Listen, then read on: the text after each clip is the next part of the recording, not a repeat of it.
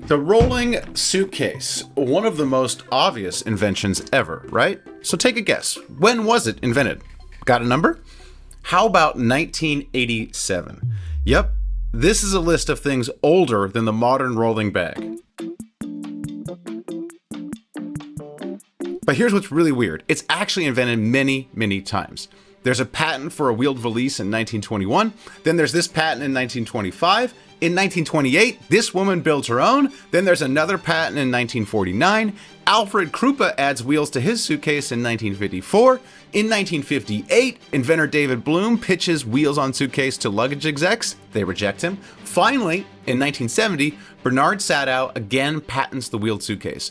For those counting at home, that's the fourth documented wheeled suitcase patent in the 20th century. Sadow is able to mass produce them, so he's usually cited as the inventor of the wheeled suitcase. But it's not until 1987 that the modern wheeled bag with the retractable handle was invented and popularized by a pilot, Robert Platt. That's the version that finally breaks through. So a wheeled suitcase is actually invented at least 7 times throughout the 20th century. Our real question should be not why didn't somebody invent this, but why didn't it catch on until the late 1980s? Let's look at some explanations. If you Google it or ask ChatGPT or look on TikTok, the standard answer will be sexism. Men thought it was their duty to carry women's luggage. They resisted rolling suitcases because they didn't want women to discover that they could be replaced by a wheel. But in the 1980s, working women began traveling alone. These women, unburdened by outdated stereotypes, but still burdened by luggage, were able to see the utility of rolling luggage. Now that's the usual story, but I think there's much more going on here than male stubbornness. Let's look at some other explanations. Who's traveling in the 1900s? Rich people. The whole experience is catered around rich people. There's porters and bellhops at every station and hotel. There's no need for wheels because there's wheeled carts everywhere and people whose job it is to man those carts. Also, airports and train stations are smaller. You aren't walking long distances with your luggage. Now, even if you were, the ground's uneven and there's stairs all over the place. I mean, it's a movie trope that train stations have lots of stairs.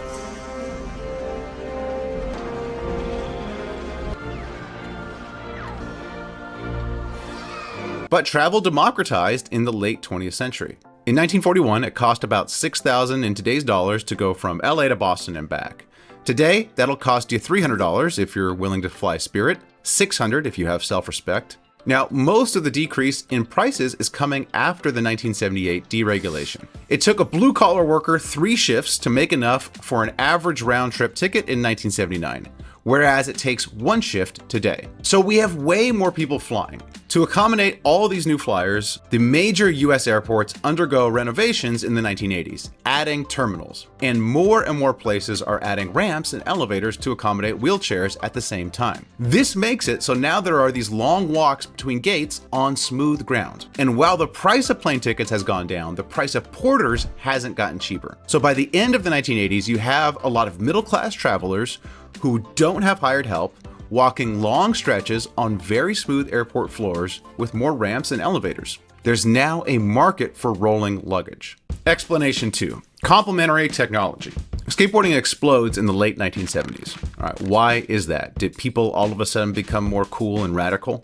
Maybe, but it's mostly that polyurethane wheels were invented. They're quieter, faster, and more durable. And these are the same wheels used in Robert Platt's 1987 rolling suitcase prototype that he called the Rollaboard. The other main innovation with the Rollaboard was the telescoping handle.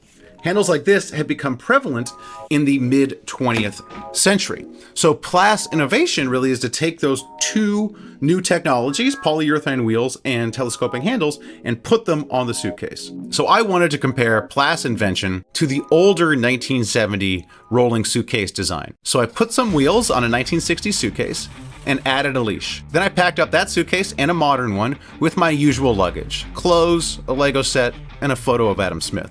Then I raced myself. We can see how clumsy that old design was. I beat it easy, and then I lap it with a no-wheeled version of itself.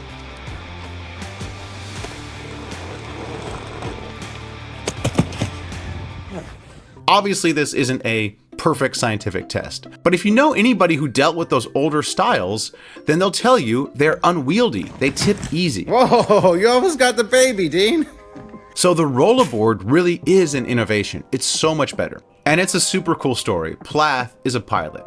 He invents it for his own use, and he becomes a walking, rolling proof of concept.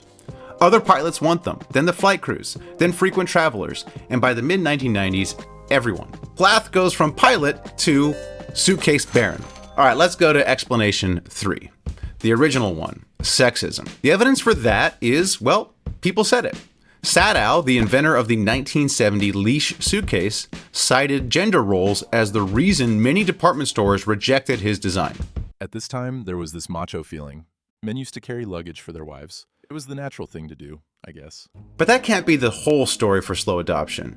I mean, if macho-ness is the main obstacle, why is the first group that adopts it the second most macho profession on earth? I say second because we all know what number 1 is. So I'm sure outdated ideas about gender roles played a part, but more important is the market and those complementary technologies. Both those drivers weren't there for rolling suitcases until the late 1970s and early 1980s. To bolster my case, let's look at another obvious invention, the wheel itself. There are actually many advanced Mesoamerican civilizations that didn't utilize the wheel. And we could ask the same question about the wheel as we do about the wheeled suitcase.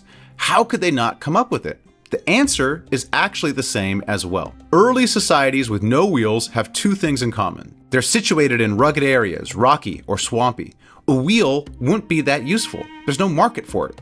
Second, all these civilizations are located in parts of the world without large domesticated animals that you would need to pull carts. So they also lack the complementary technology. So what's the lesson here? I'd say it's that every invention, even an obvious one, is going to face pushback. When Anita Willits-Burnham put wheels on her suitcase, people thought it was so crazy that they said she had wheels in her head. Alfred Krupa sends his wheeled suitcase design to local authorities and the British Embassy, but can't get attention, despite doing things like this. David Bloom is literally laughed at for pitching the wheeled suitcase to execs in 1958. And of course, Sadow is rejected by many a department store. Plath only gets his rollerboard design out there by doing it himself. If you have to ask for permission to invent, the powers that be will almost always tell you no. But if the complementary technologies exist to make a good prototype, and you can get that prototype to market, and the market exists, then even the strongest, most macho cultural obstacles can be rolled over. Do you have another example of an obvious invention that took forever to invent? Let us know in the comments. And be sure to check out more Econ Nerds videos.